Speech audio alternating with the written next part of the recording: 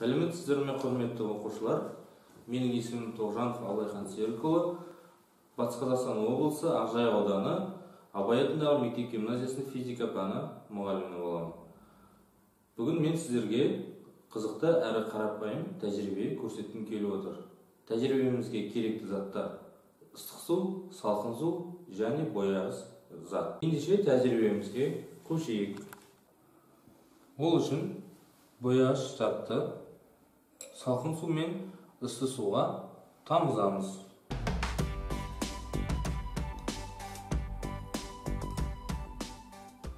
Жақынырақ бақылайық.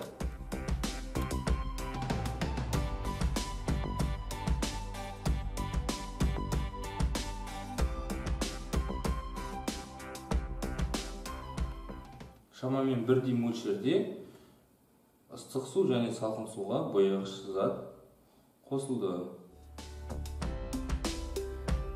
Оқушылар, біз не байқадық?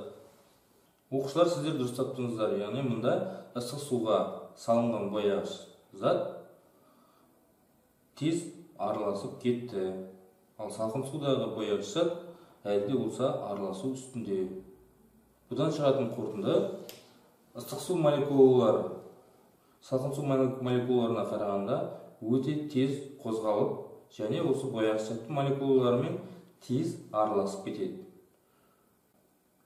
Яғни бір зат молекулаларының екінші бір зат молекулаларының бос кеңістігіне өту құбылысын диффузия құбылысы деп атаймыз.